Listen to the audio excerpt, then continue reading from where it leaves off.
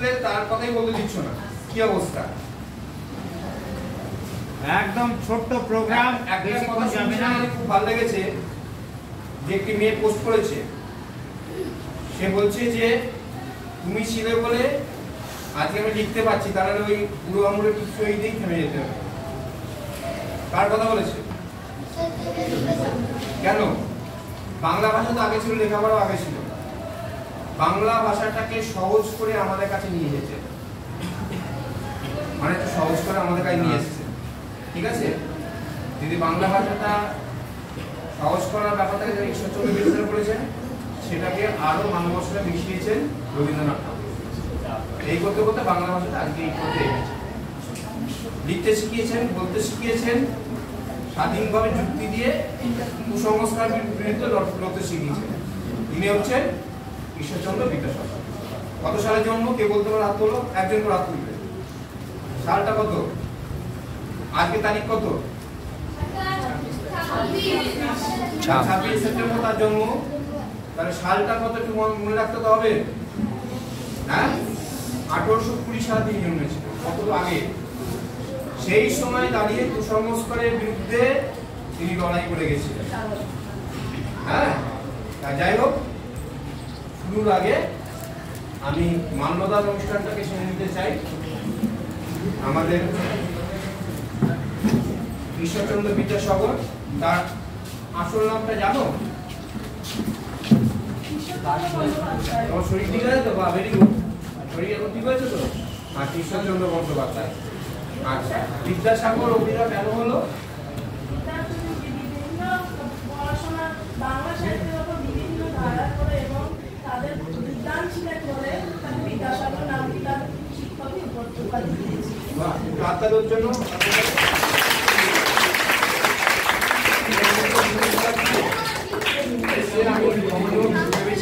হয়নি। আচ্ছা, মাল্যদানের মধ্যে যার নামে আজকে অনুষ্ঠান, যার জন্য অনুষ্ঠান, আমাদের মাননীয় প্রধান শিক্ষক মহাশয় ডক্টর মানস চট্টোপাধ্যায় মহাশয়কে বলবো তার উপস্থিতিতে মাল্যদান।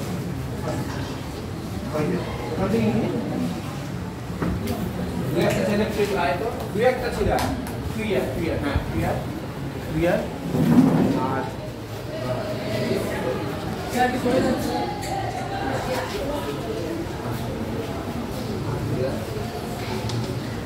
আয় কি হয়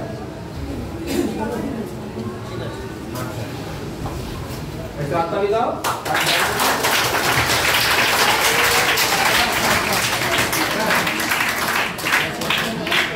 হাততালি রেঞ্জ থেকে বলা যায় যে হাততালিটা তোরা কখনো অন্তর থেকে দিচ্ছি আর কখনো চ্যাংলামি করে দিচ্ছি, ঠিক আছে? আমার বলতে খারাপ লাগছে, বলতে বাধ্য হচ্ছি যে কয়েকটা ছেলে ছাড়া এই সমস্ত সাধারণ জন্য ছেলে পাওয়া যায় না।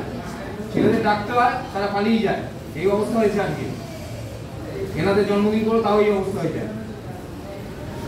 আচ্ছা, এবারে ওনার প্রতিনিধিত্বে আর তো মালা আছে, এই মালা দুটো স্যার আসতে নিচে গিয়ে ওনাদের মালা দিয়ে দেবেন পরে। ওখানে মালা, হ্যাঁ, পরিকাঠে এখানে ছেলেরা প্রোগ্রামে পারবো দিয়ে দাও। আচ্ছা, তো বাচ্চাকে দিয়ে পারবো দিয়ে দাও। পুষ্প অর্পণ করো। আজ আমাদের শিক্ষক হামিদুল্লাহ মন্ডল মহাশয় পুষ্পার্ঘ্য অর্পণ করছে। আমি বারবার মনে করতে ভুলে যাচ্ছি, এটা হয়ে যাক। আচ্ছা,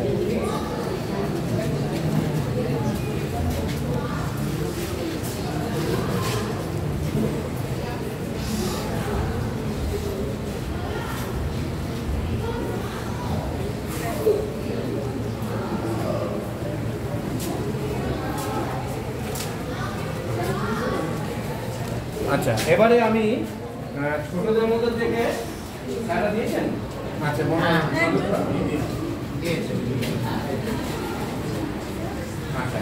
এবার আমরা ছোটদের মধ্যে থেকে উদাদিত্য এবং রোহন্ত, না রোহনকে বলছি স্যার, ঠিক আছে?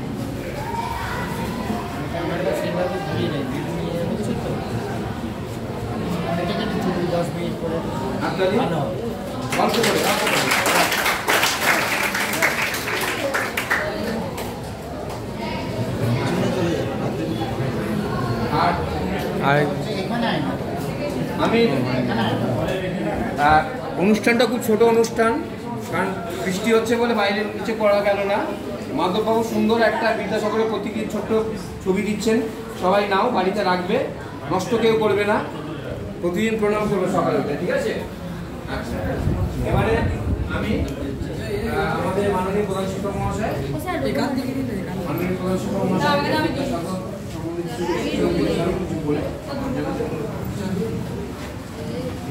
আর তোমাদের বলে কেউ কিছু বলতে চাই না?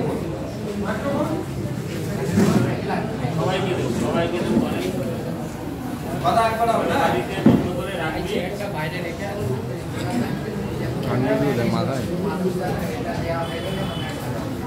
মাথায় তাড়াতাড়ি শেষ করো। ওটা ভালো করে রেখে দাও। ছবিটা সবাই একটু ধরে রাখবে, তো পরে একটা ফটো তোলা এরকম করে পকেটে না ঢুকে। এবং আমার প্রাণপ্রিয় ছাত্রীরা এখানে কেউ নেই, প্রাণপ্রিয় ছাত্ররা যারা উপস্থিত আছো, এই বর্ষণ মুখর দিনে আমাদের স্পিরিচুয়াল এক্সিস্টেন্স বা কালচারাল হেরিটেজ, আধ্যাত্মিক উত্তরাধিকার যে বর্ণময় ব্যক্তিত্বের হাত ধরে উঠে এসেছে, সেই পণ্ডিত ঈশ্বরচন্দ্র বিদ্যাসাগরের 205তম জন্মজয়ন্তী আমরা পালন করছি। নিচে আমরা পালন করতাম, কিন্তু বর্ষণ মুখর দিনে আমরা এখানে ছোট আঙ্গিকে পালন করতে বাধ্য হচ্ছি। পণ্ডিত ঈশ্বরচন্দ্র বিদ্যাসাগর তোমরা জানো এমন একজন ব্যক্তিত্ব ছিলেন যিনি শুধু মেধাবী ছিলেন তাই নয়, তোমরা জানো সেই কি বাবার সঙ্গে পথ হাঁটতে হাঁটতে তিনি অক্ষর মানে 1 থেকে 10 1 থেকে সমস্ত কিছু তিনি চিনে ফেলেছেন, সংখ্যা এমনকি শুধু তাই নয়, তার মেধা এবং তারপর আমাদের যে বর্ণ পরিচয় ও অন্যান্য প্রথম ভাগ দ্বিতীয় ভাগ সবই কিন্তু আমাদের জীবনের অস্তিত্ব, আমাদের জীবনের চালিকা শক্তি যেখান থেকে শুরু হয়, সেই প্রথম ভাগ দ্বিতীয় ভাগ তাও কিন্তু পণ্ডিত ঈশ্বরচন্দ্র বিদ্যাসাগর। সত্যি কথা বলতে কি, সেই ইংরেজ আমলে তোমরা জানো বিদ্যাসাগর একদিকে যেমন বিদ্যাসাগর, সাগর মানে কি অসীম অতল, বিদ্যাসাগর সাগর নন, তিনি মহাসাগর। ঠিক অন্যদিকে তিনি কিন্তু দয়ারও সাগর ছিলেন, যে কারণে মাইকেল মধুসূদন দত্ত যখন তিনি মানে একদম ব্রিস্টলে ছিলেন, ইংল্যান্ডে ছিলেন, তখন মারাত্মক অভাব অনটনের মধ্যে যাচ্ছিলেন আমাদের অমৃতাক্ষর ছন্দের প্রাণ পুরুষ মাইকেল মধুসূদন দত্ত। তখন তার এত ঋণে জর্জরিত, তিনি প্রায় না খেয়ে মারা যাচ্ছিলেন মাইকেল মধুসূদন দত্ত সেই ইংল্যান্ডের ব্রিস্টল শহরে। তখন সেখান থেকে তিনি বিদ্যাসাগরের কাছে তিনি কিছু সাহায্য চেয়েছিলেন, এবং বিদ্যাসাগর তার শত সমস্যা সত্ত্বেও সেই সাহায্য যেটুকু চেয়েছিলেন তার থেকেও বেশি তিনি পাঠিয়েছিলেন মাইকেল মধুসূদন দত্ত। এবং তখন তিনি লিখেছিলেন, মাইকেল মধুসূদন দত্ত ঈশ্বরচন্দ্র বিদ্যাসাগরকে উদ্দেশ্য করে লিখেছিলেন, দয়ার সাগর তুমি বিখ্যাত ভুবনে, করুণার সিন্ধু তুমি সেই জানে মনে, দিন যে দিনের বন্ধু। তার মানে তিনি শুধু বিদ্যাসাগর নয়, তিনি দয়ারও সাগর, একজন প্রকৃত মানুষ, মানবিকতা এবং ব্যক্তিত্ব দুয়ের আধার ছিলেন পণ্ডিত ঈশ্বরচন্দ্র বিদ্যাসাগর। আজকের দিনে নয়, অনেক আগে যখন ইংরেজ আমলে যখন কেউ আমরা কথা বলতে ভয় পেতাম সেই ইংরেজ শাসকদের কাছে বা শোষকদের কাছে, সেই সাম্রাজ্যবাদী ইংরেজ অপশক্তির সামনে তার ব্যক্তিত্ব বারবার ঝলক দিয়ে অনেক উদাহরণ রয়েছে। তোমরা জানো বিদ্যাসাগরের ব্যক্তিত্ব, তখনকার সময় সাহেবদের মানে ইংরেজ সাহেবরা তার কাছে বারবার মাথা মতো, অসংখ্য উদাহরণ আছে। আমি উদাহরণ দিয়ে এখন এই ছোট সবার মানে সময় নেব না, শুধু কিন্তু বলি আজকের দিনে বিদ্যাসাগরের অবদান শুধু শিক্ষা ক্ষেত্রে, সামাজিক ক্ষেত্রে, চারিদিকে তোমরা দেখছো বিভিন্ন ঘটনার প্রেক্ষিতে পণ্ডিত ঈশ্বরচন্দ্র বিদ্যাসাগরের যে অবদান আমাদের সাংস্কৃতিক ঐতিহ্যের ক্ষেত্রে, নারী শিক্ষার প্রসারের ক্ষেত্রে, বিধবা বিবাহ, নারী শিক্ষা, বিভিন্নভাবে তিনি সবাইকে নিয়ে যুব শক্তির কাছে তিনি ছিলেন অনুপ্রেরণা। আমাদের স্বামী বিবেকানন্দ যে নারী শক্তির প্রসারের কথা বলেছেন তা কিন্তু পণ্ডিত ঈশ্বরচন্দ্র বিদ্যাসাগরের হাতে সবচেয়ে বেশি মানে it got manifested in clear term through Pandit Ishwarchandra Vidyasagar. সাংঘাতিকভাবে প্রসারিত হয়েছিল পণ্ডিত ঈশ্বরচন্দ্র বিদ্যাসাগরের নারী শক্তির বিকাশ, ব্যক্তিত্ব এবং পরাধীন ভারতবর্ষের বুকে ব্যক্তিত্বের যে মেরুদণ্ড সোজা করে কথা বলা ইংরেজ সাহেবদের মুখে, তাও সেই ব্যক্তিত্বের ঝলক আমরা দেখেছি। পণ্ডিত ঈশ্বরচন্দ্র বিদ্যাসাগর। তাকে শুধুমাত্র সাধারণ কথা দিয়ে মাপা যায় না, অসংখ্য উদাহরণ আছে যেখানে যত দিন দরিদ্র তার একটা খাতে যারাই সাহায্য চাইতেন ঈশ্বরচন্দ্র বিদ্যাসাগর তার যেটুকু আয় ছিল তা তিনি বিলিয়ে দিতেন সকলের মধ্যে। পণ্ডিত ঈশ্বরচন্দ্র বিদ্যাসাগরের মাতৃভক্তি তোমরা জানো, মাকে তিনি দেবী জ্ঞানে পূজা করতেন, ভগবতী দেবী তার মা। তিনি যখন নিজের মায়ের জন্য শাল কিনে এনেছিলেন, সঙ্গে সঙ্গে তার মা যেমন মা তেমন তার সন্তান ভগবতী দেবী বললেন, আমার এই গ্রামে মেদিনীপুরের বীরসিংহ গ্রামে তোমরা জানো বীরসিংহের সিংহপুরুষ ঈশ্বরচন্দ্র বিদ্যাসাগর, তিনি বললেন আমার এই গ্রামে অসংখ্য দিন দরিদ্র মানুষের শাল নেই, তুমি এদের জন্য যদি শাল এনে দাও তবেই আমি শাল করবো। সেই সঙ্গে সঙ্গে পণ্ডিত ঈশ্বরচন্দ্র বিদ্যাসাগর সেই মানে সমস্ত গ্রামবাসীর জন্য শাল এনে তার মাকে দিয়েছিলেন।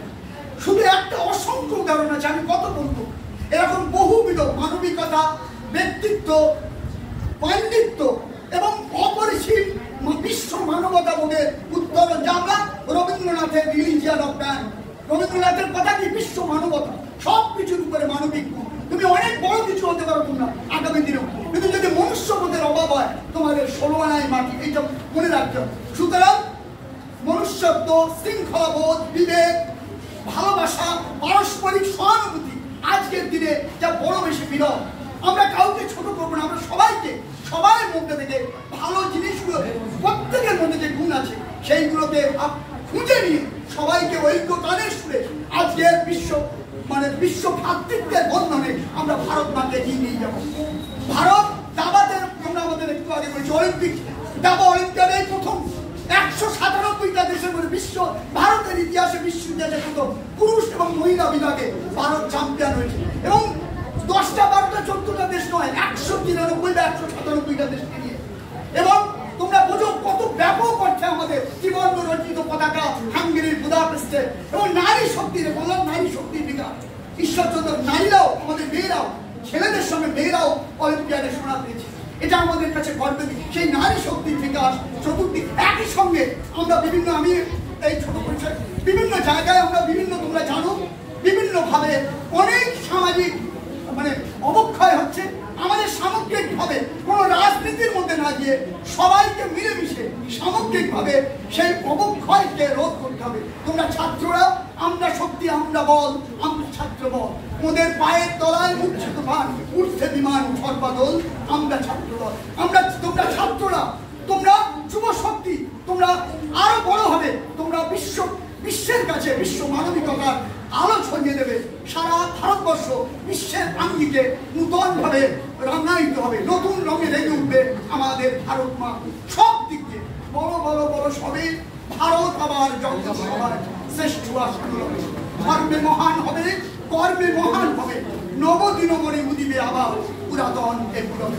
আর বেশি বাড়াবো না, শুধু এইটুকু বলি, পণ্ডিত ঈশ্বরচন্দ্র বিদ্যাসাগর সেই দয়া, বিদ্যা, পাণ্ডিত্য এবং সর্বোপরি বিশ্ব মানবিকতা এক উজ্জ্বল নক্ষত্র, তাকে কথা দিয়ে শেষ করা যায় না। তাকে পুনশ্চ শ্রদ্ধা জানিয়ে নমস্কার জানিয়ে তার এই 205তম জন্মদিনে এখানে যারা উপস্থিত আমার শ্রদ্ধেয় শিক্ষক শিক্ষিকা মন্ডলী, আমার প্রাণপ্রিয় ছাত্ররা, সবাইকে আজকের দিনে আমার হার্দিক ধন্যবাদ, ভালোবাসা, নমস্কার, অভিনন্দন জানিয়ে আমি আমার ছোট্ট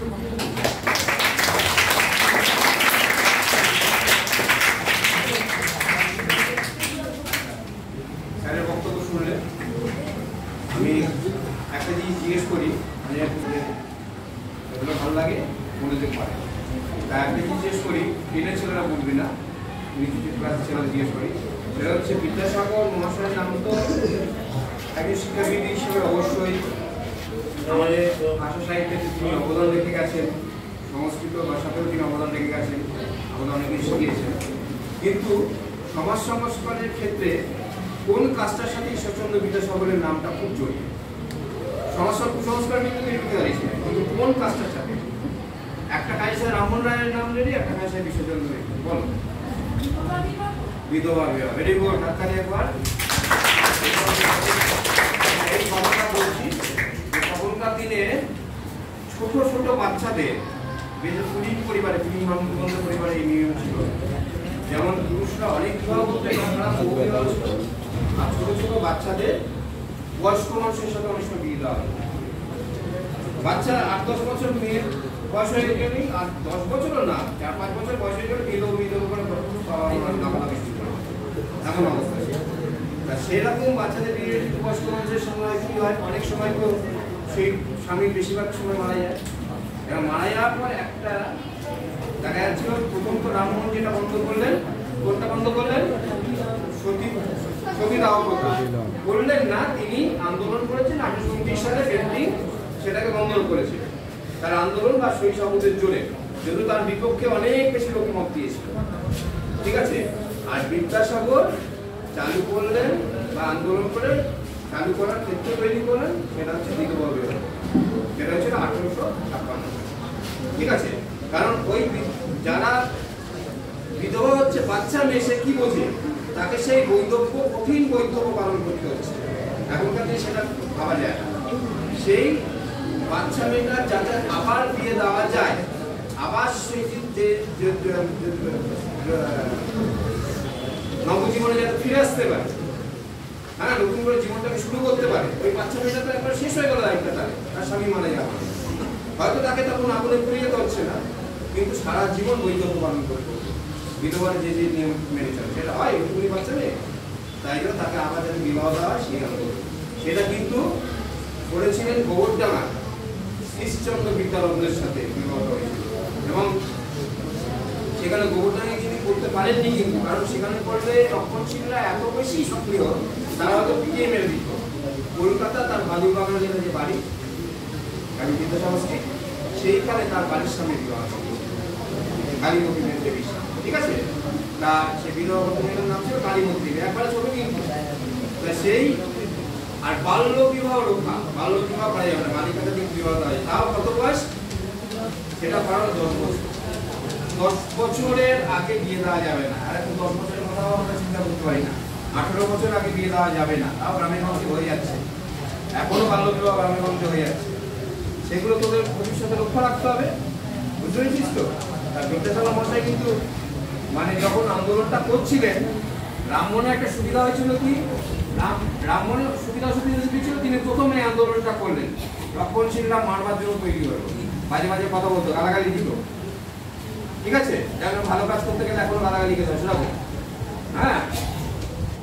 কিন্তু রামমোহন ব্রিটিশদের সাহায্য পেয়েছিলেন, কিন্তু বিদ্যাসাগর যখন করতে গেলে তখন সিপাহী বিদ্রোহ হয়ে গেছে, ব্রিটিশরা ভয় পেয়ে আর সাহায্য দান করা বন্ধ করে দিল। সিপাহী বিদ্রোহের মধ্যে অনেক রক্ষণশীলরা ছিল, যে ব্রিটিশরা আমাদের ধর্মের বা সংস্কার কুসংস্কারটাকে তারা আরো সংস্কার বলে ভাবছে, হাত দিচ্ছে, তাই জন্য ব্রিটিশদের বিরুদ্ধে আন্দোলন করে। যেমন ভালো মানুষরা ছিল এই রক্ষণশীলরা ঢুকিয়ে এসেছে আন্দোলনে, ব্রিটিশরা ভয় পেয়ে বললো আর কোনো সংস্কার করবো না। বিদ্যাসাগর কিন্তু একা লড়াই চালিয়ে গেছে সেখানে, ঠিক আছে, করেও অনেক কাজ করেছিলেন।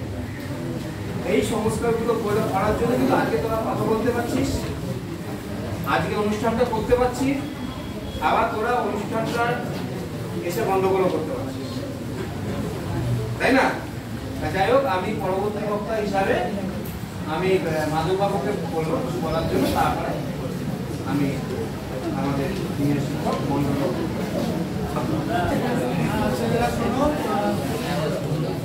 আজকে একসঙ্গে সমবেত হয়েছে, আমরা ওখানে যেখানে তৈরি করতে পারলাম না ওইগুলোর জন্য কি জন্য সমবেত হয়েছি, বিদ্যাসাগরের সম্বন্ধে অনেক কিছু তোমরা শুনলে, হেডমাস্টার বলেছেন এবং সুচন্দ্রবাবু তোমাদের তদন্ত করে দিয়েছেন। তোমাদেরকে আমি সামান্য একটা কথা বলি, সেটা হচ্ছে যে তোমরা এখন স্কুল স্তরে আছো, তোমাদেরকে একটা কথা ভাবতে হবে যে আমরা বিদ্যাসাগরের এরকম অনুষ্ঠান করছি কেন।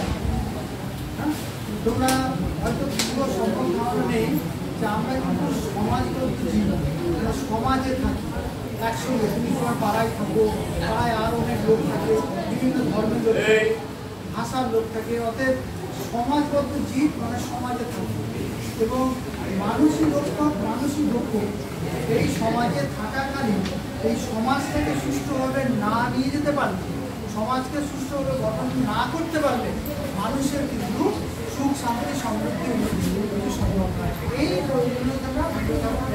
এই প্রয়োজনীয়তা কিন্তু বিদ্যাসাগর খুব ভালোভাবে অনুধাবন করেছে। ওই জন্যে রামমোহন রায়, বিদ্যাসাগর এই সমস্ত মনীষীগণ সমাজের পরিবর্তনের জন্য আগে এসেছে। দেশ স্বাধীনতার জন্য আগে নয়, আগে সমাজ, সেই সমাজ পরিবর্তনের ক্ষেত্রে উনি দারুণ দারুণ ভূমিকা পালন করেছেন। হয়তো তোমাদের এই ধারণাগুলো নেই বলে মনে করে দেওয়া, যেমন তার মধ্যে খুব বড় একটা পরিচয় হচ্ছে না যে উনি অনেক আগে থেকে অনুধাবন করেছিলেন যে নারী শক্তি, এটা বলা যেতে পারে খুব বড় একটা আবিষ্কার। তোমাদের এখনো ধারণা নেই যে আমাদের পৃথিবীতে সব থেকে যে শক্তিশালী জীব সেটা কিন্তু নারী। নারী শক্তির উন্নয়ন না ঘটালে দেশের উন্নতি হতে পারে না। এবং আমাদের দেশ ইংরেজদের আন্ডারে আছে, সেই দেশকে যদি স্বাধীন করতে হয় তাহলে সমাজটাকে ঠিকভাবে তৈরি করতে হবে, আর সেটা করতে গেলে নারীদের শিক্ষা চাই। অতএব যে স্বাধীনতা 1947 15 আগস্ট তোমরা পেয়েছো, যে স্বাধীনতা আজকে তোমরা ভোগ করছো, তুমি বুক খুলিয়ে বলতে পারো যে আমি ভারতবাসী এবং আমি স্বাধীন। এই স্বাধীনতার বীজ কিন্তু যারা বপন করেছিলেন তাদের মধ্যে অন্যতম হচ্ছেন ঈশ্বরচন্দ্র বিদ্যাসাগর। অর্থাৎ সমাজের আগে পরিবর্তন করো, তুমি আগে ঘরটা তৈরি করো, তারপর তুমি বাইরে এসো, বুঝেছো? তো সেই হিসাবে নারী শিক্ষাটা খুব প্রয়োজন আছে। আর আজকে তোমরা দেখবে তোমাদের মায়েরা যারা পড়াশোনা করেছেন তারপরে তোমার এডুকেশন অনেক সুবিধা হয়। মা যদি পড়াতে নাও পারেন এইটুকু বয়স নাকি আজ স্কুল কি পড়া হলো, কালকে কি পড়া আছে, এইটাই তোমার কাছে বিশাল জিনিস। অতএব যে নারীর বছর থেকে সন্তান আছে সেই সন্তানের সব থেকে বড় যে শিক্ষিকা বা শিক্ষক সে হচ্ছে মা। সুতরাং নারী শিক্ষাকে এগিয়ে নিয়ে যেতে হবে, নাহলে কিন্তু জাতির মুক্তি নেই, মানুষের মুক্তি নেই। সেইটা যিনি সর্বপ্রথম বোধ করেছেন আমাদের ভারতের, তিনি হচ্ছেন বাঙালি ঈশ্বরচন্দ্র বিদ্যাসাগর। এবং তার সঙ্গে নারী শিক্ষার সঙ্গে যেগুলো ওতপ্রোতভাবে জড়িয়ে আছে সেগুলোর মধ্যে অন্যতম হচ্ছে যে আর্লি ম্যারেজ, চাইল্ড ম্যারেজ। যাতে ছোটবেলায় যদি বিয়ে দেওয়া হয় তাহলে সেই মেয়েটি জীবনটাকে শেষ করে দেয়, তাই আন্দোলন করেছে। এবং তার সঙ্গে আর একটা জিনিস যে মানুষ পৃথিবীতে একবারই এসেছে, জীবনটা তার, সেই জীবন দেখবে সাফল্য কিন্তু কাঁদতে কাঁদতে আসে না, সাফল্য আসে আনন্দের মাধ্যমে। সুতরাং জীবনকে জীবনের মতো চালনা করো। একটি মেয়ের অল্প বয়সে বিয়ে দেওয়া হলো, স্বামী যদি মারা গেল তার পেঁয়াজ খাওয়া বন্ধ, মাংস খাওয়া বন্ধ, মাছ খাওয়া বন্ধ করে তাকে একটা সাইড ট্র্যাকে ফেলে দেওয়া হলো। উনি জীবনের মূল স্রোতে আনার জন্য বলছেন যে বিধবা বিবাহ দিতে হবে, নিজের ছেলের মধ্যে বিয়ে দিতে হবে। এবং আমরা যেটা আজকে খুব সহজ করে বলতে পারছি, ব্যাপারটা কিন্তু সহজ ছিল না। সমাজের যে ধারণাটা বদ্ধমূল হয়ে আছে সেই ধারণাটাকে সরাতে গেলে একদিনে হয় না বা একার দ্বারা হয় না। ওনাকে প্রচুর সমালোচনা সহ্য করতে হয়েছে, প্রচুর অবস্টাকেলস এসছে। তিনি তার ছেলের বিয়ে দেওয়ার পরও কিন্তু বিধবা বিবাহ কায়েম হয়নি, বহু আঘাত খেতে হয়েছে। সুতরাং আজকে আমরা যেটা খুব সহজ করে বলছি, ব্যাপারটা কিন্তু সহজ। এইভাবে সমাজের বিভিন্ন রকম কাজ উনি করেছেন। এবং সর্বশেষ বলি যে উনি কিন্তু একজন খুব ভালো হোমিওপ্যাথি ডাক্তার হয়েছিলেন। কীভাবে হয়েছিলেন সেটা কিন্তু মানুষের প্রয়োজনের তালিকা, দারিদ্র ছিল, গরিব সাঁওতালরা উইদাউট ট্রিটমেন্ট মারা যেত। উনি কিন্তু সেই বাড়িতে রাত্রি 12টার সময় ছুটতেন, সারা রাত থাকতেন, ওষুধ দিতেন, সেই ওষুধেই সুস্থ করে তিনি পেয়েছিলেন। অর্থাৎ তোমাদেরকে বলতে চাই যে মানুষ যদি চেষ্টা করে, তুমি যদি চেষ্টা করো দেখবে অনেক কিছু করতে পারবে এবং অনেক সমস্যাকে সমাধান করে উঠতে পারবে। সুতরাং আজকের এই অনুষ্ঠান থেকে বোঝো যে আমরা যে মানুষটার জন্মদিন উপলক্ষে আজকে সমবেত হচ্ছি তার আদর্শ যাতে জীবনে একটুখানি প্রতিপালন করতে পারি। শুধুমাত্র আজকে দিনটা পালন করলাম, কোন দিন মারা গেলাম এইটুকু নয়, আমি আমার জীবনে যেন একটু আত্মীকরণ করে কিছুটা আদর্শ নিয়ে সামনে এগোতে পারি। তোমার সামনে অনেক অন্যায় থাকবে, কিন্তু তুমি যদি বেটার হিউম্যান বিং হতে চাও বা হতে পারো সেইটুকুই তোমার থাকবে। আর সেটা কিন্তু এই সমস্ত মনীষীদের জীবনকে পরিচর্যা করেই সম্ভব হতে পারে। সুতরাং চার দেওয়ালের মধ্যে বইয়ের দুটো পাতা করেই হবে না, এইরকম অনুষ্ঠান উদযাপনের মাধ্যমেও আমরা অনেক শিক্ষা পাবো, সেইটাকে তোমরা গ্রহণ করবে। আজকেও বাড়ি গিয়ে ভাববে যে আমরা কী শুনলাম, কেন আজকে সমবেত হয়েছিলাম, কী কাজ হলো, আমি কী পেলাম, আর সেইগুলোকে পাখির ওপরেই তুমি সামনে দিকে এগিয়ে যাবে। হ্যাঁ, আজকের দিনে যদি বিদ্যাসাগর তোমার গরিবদেরকে দান করতে চাইতেন, পারতেন না। আজকের দিনে করতে পারতেন, ওটাকে আমি দেবো, তুমি এই কথাটা শুনতে হবে। সুতরাং একটা মানুষ সেই সময় করেছেন, আজকে হয়তো সময় পাল্টাতে, অতএব আজকে পারতেন না বলে আজকে আর আমরা সেই পথে এগোবো না তা কিন্তু নয়। তুমি তোমার মতো করবে, চেষ্টা করবে এবং জীবনে সব ভালো এবং এইটুকু মনে রাখবে যে বিদ্যাসাগরের মতো মানুষটা শুধু মনের জোরেতেই এত উপরে উঠতে পারছে। তোমার সম্মান, প্রতিপত্তি এগুলোর আশা করতে হবে না, তোমরা কাজ করে যাবে, সৎভাবে করবে, মনের মধ্যে সম্পর্ক রাখবে এবং তাহলে পরিশ্রম করবে, তাহলে দেখবে বিদ্যাসাগর সমতুল্য হবে না, কিন্তু অনেকটা সেই পথে বুঝেছো?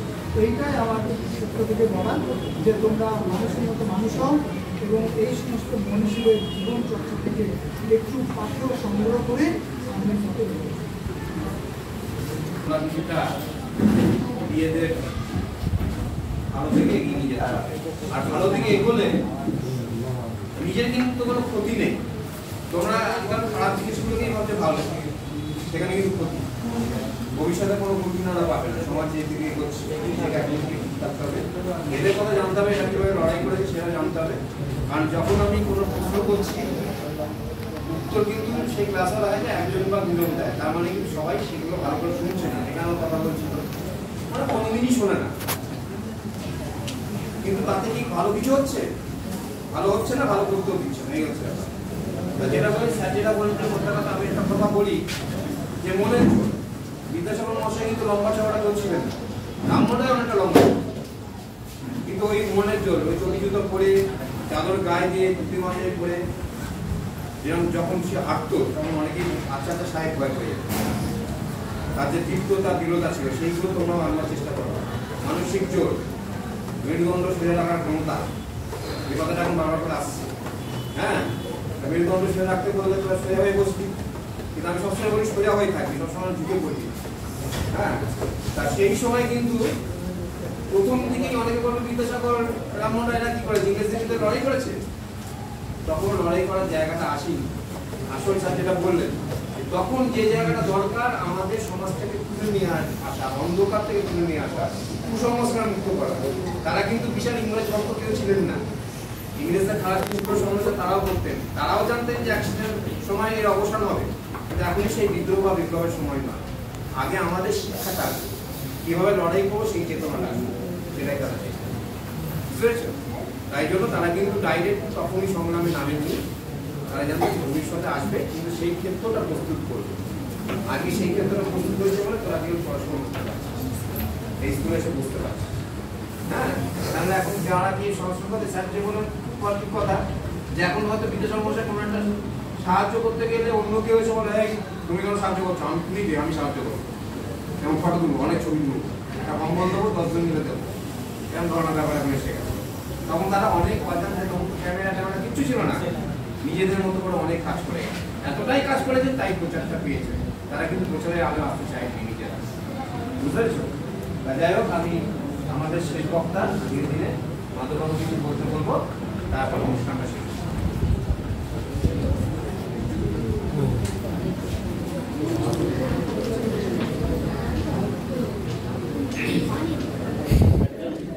কবিতার একটা লাইন, বীর সিংহের সিংহ শিশু বিদ্যাসাগর বীর।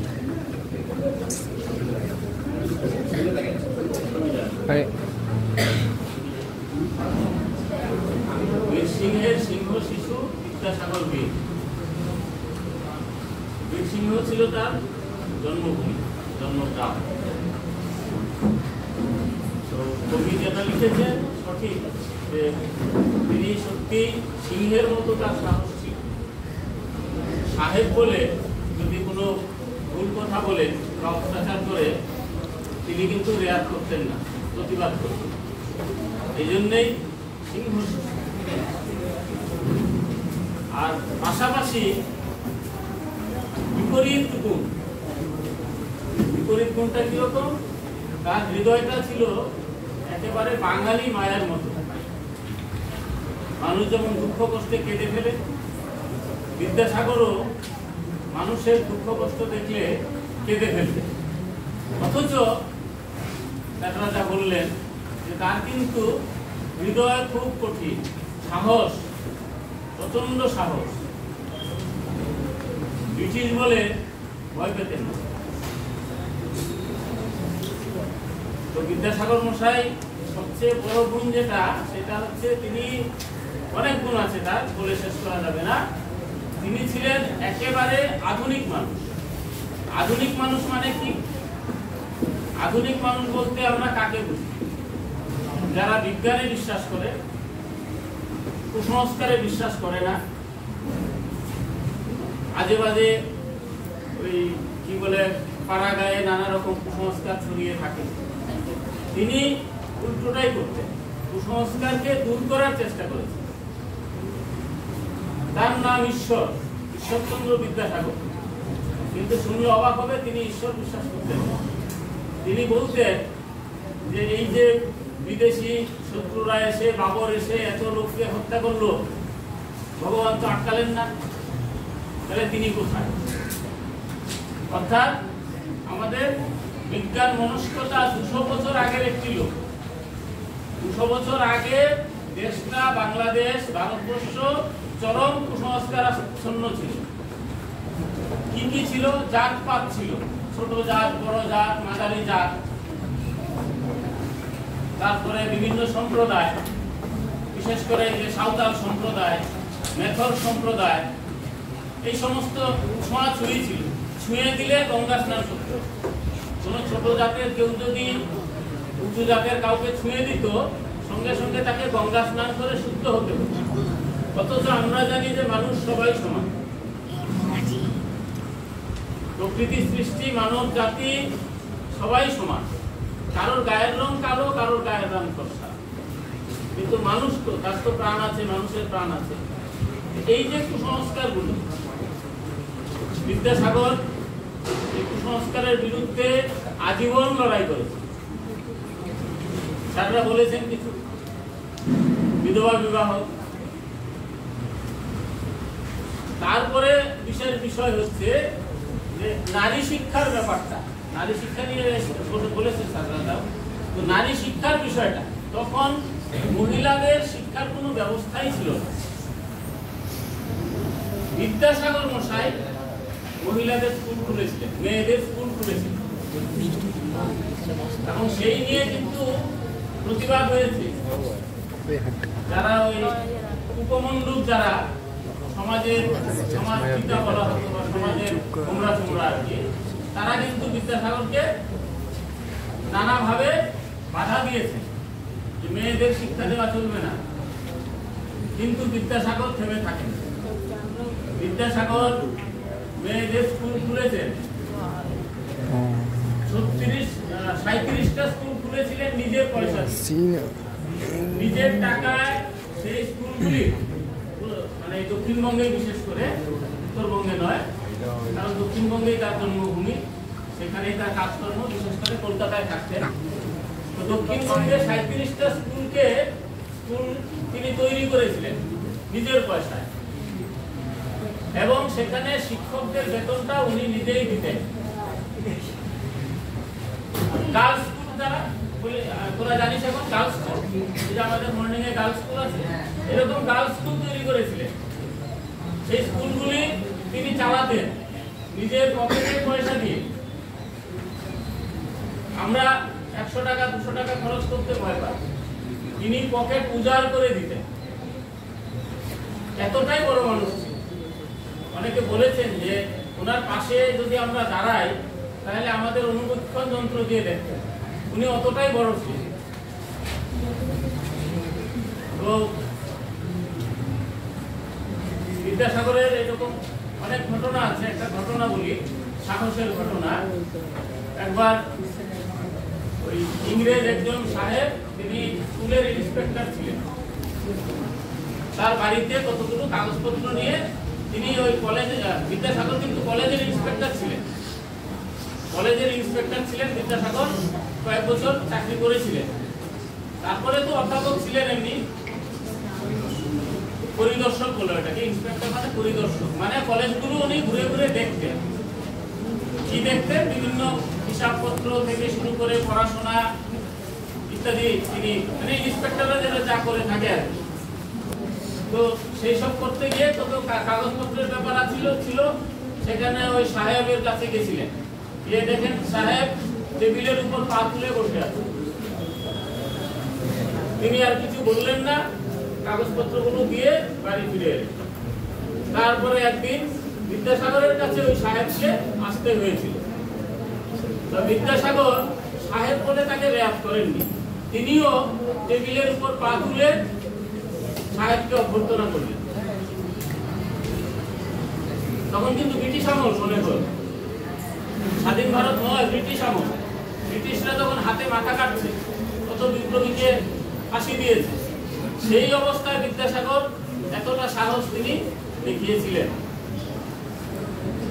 তারপরে বিদ্যাসাগর মহান বড় অনেক দিক, সমাজ সেবা, কত লোককে, কত ছেলে মেয়েদের যে পড়াশোনায় সাহায্য করেছেন, টাকা দিয়েছেন। আমার কাছে একটা বই আছে ইন্দ্রমিত্র, করুণাসাগর বিদ্যাসাগর, সেখানে না চার্ট দেওয়া আছে, মানে কতগুলি বাচ্চাকে প্রতিদিন প্রতি বছর কত টাকা করে সাহায্য দিয়েছেন তার এত বড় লিস্ট আছে বইয়ের পিছনে। অর্থাৎ তিনি সম্ভবত আমাদের যেটা মনে হয় যে ওই খাওয়া পড়াটা ছাড়া আর কোনো কাজে খরচা করতেন না, সব টাকাই দেশের মানুষের জন্য, গ্রামের মানুষ, কলকাতার মানুষ, দেশের মানুষ, গরিব মানুষ, তাদের জন্য তিনি খরচা করেছেন। এমনকি সংস্কৃতের অধ্যাপক ছিলেন, সংস্কৃতের পণ্ডিত, তার জন্য পণ্ডিত বিদ্যাসাগর বলা হয়। তো সংস্কৃত পড়ে তিনি ডাক্তারি শিখলেন, মানে সংস্কৃতের পণ্ডিত মানুষ ডাক্তারি করতে বাধ্য হলেন। নিজের মনের তাগিদে কি করলেন? হোমিওপ্যাথির বই কিনলেন, হোমিওপ্যাথির বই কিনে হোমিওপ্যাথি শিখলেন। শিখে গরিব মানুষ, চিকিৎসা করার পয়সা নেই, তাদের তিনি বিনা পয়সায়, বিনা মূল্যে চিকিৎসা করতেন। ওষুধের তো দাম ছিল, সেটাও নিতেন না। কারণ পয়সা থাকলে, পয়সাওয়ালা হলে নিতেন হয়তো, কিন্তু গরিব মানুষের কাছ থেকে তিনি কখনো চিকিৎসা করে পয়সা নিতেন না। এখানেই শেষ নয়, বিদ্যাসাগরের লোক সেবা, মানব সেবা আরো আছে। শেষ জীবনে কলকাতার যে আর্টিফিশিয়াল মানুষ, মানে যাদের হৃদয় নেই, মন নেই, ভক্তি নেই, শ্রদ্ধা নেই, এই সমস্ত লোকজনের দ্বারা অনেকভাবেই হেনস্থা হয়েছিলেন। তিনি চলে গেলেন সাঁওতাল পর্বত, সাঁওতালদের মধ্যে। সেখানে গিয়েও কিন্তু তিনি বসে থাকলেন না, সেখানে গিয়ে সাঁওতালদের সেবা করছেন। মুমূর্ষ রোগী খবর পেয়ে দৌড়ে চলে গেলেন তার বাড়ি, হোমিওপ্যাথির একটি বাক্স নিয়ে চিকিৎসা করতে। আর কি করতেন?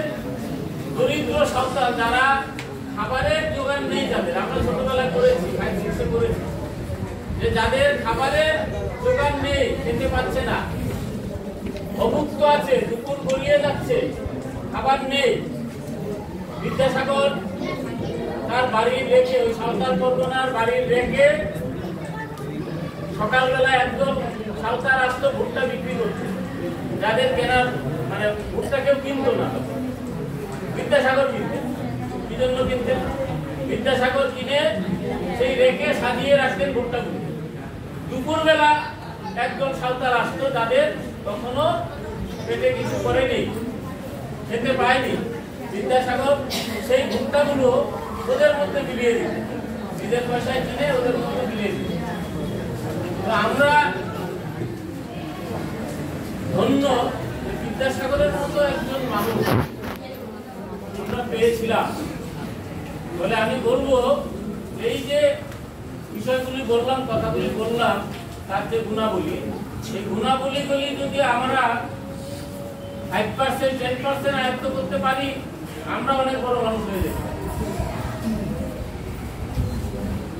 এটাই হচ্ছে বিদ্যাসাগরের আজকের অনুষ্ঠানের পালনের উদ্দেশ্য, যে বিদ্যাসাগরের চরিত্র আমরা যতটা অনুসরণ করতে পারবো, ততটাই আমরাও বড় হতে পারবো। আমরাও তো বড় হতে চাই নাকি? ছোটরাও তো বড় হবে, কিসে বড় হবে? লম্বায় বড় হবে? এমএ পাস করে বড় হবে না, চরিত্রে, চরিত্র। দুঃখ দেখলে, মানুষের কষ্ট দেখলে মন গলে যাবে, এটা চরিত্র। মানুষকে সাহায্য করতে হবে, বিপদে পড়লে তার পাশে দাঁড়াতে হবে, এগুলি হচ্ছে চরিত্র। এই চরিত্র অর্জন করতে পারলে বড় হওয়া যায়, বড় ডিগ্রি নিলেই বড় হওয়া যায়। তো আশা করি তোমরা বিদ্যাসাগরকে অনুসরণ করবে, বিদ্যাসাগরকে নিয়ে আরো পড়াশোনা করবে, আরো অনেক বেশি লেখা আছে জানবে, এটি বলে আমার কথা বলছি।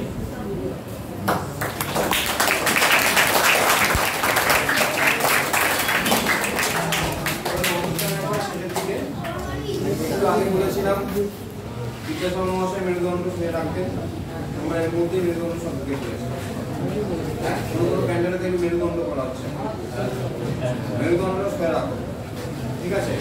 তা যাই হোক, প্রায় শুরুর দিকে একটা কথা বলি, ওই যে স্যার বললেন না নারী শিক্ষার কথা বলেছে, বেতুন সাহেব যখন বেতুন কলেজ তৈরি করেছিলেন, এখানে কাদম্বিনী গাঙ্গুলি নাম শুনেছো তো?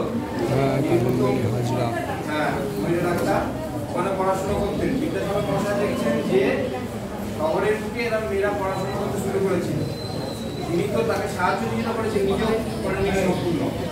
উনি কিন্তু দরজার সামনে দাঁড়িয়ে দাঁড়িয়ে শহরে কাঁদছিলেন আনন্দে, যে আমার যে একটা আদর্শ, সেই আদর্শটা পালিত হচ্ছে, বা আমাদের ইচ্ছা দেখা যাচ্ছে মেয়েরা পড়াশোনা করতে এগিয়ে আসছে। সেই আবেগটা, সেই ইচ্ছাটা ভেতর থেকে থাকা যায়, নাহলে হবে না। এই আজকে এলাম, স্যাররা জোর করে বলে রাখলো, তাই জন্য থাকলাম, চলে গেলাম, কিন্তু ভেতর থেকে তোমরা সবাইগুলো মর্যাদা যাও এবং সেগুলো কি বলো সেটা বোঝার চেষ্টা করো। যেমন ওখানে ওই ছেলেগুলো কি করছে বুঝতে পারছি না, আমাদের মনে নেই, চিন্তা নিয়ে হাতে ফোন আছে? আচ্ছা, ঠিক আছে, সবাই দাঁড়াও, জাতীয় সঙ্গীত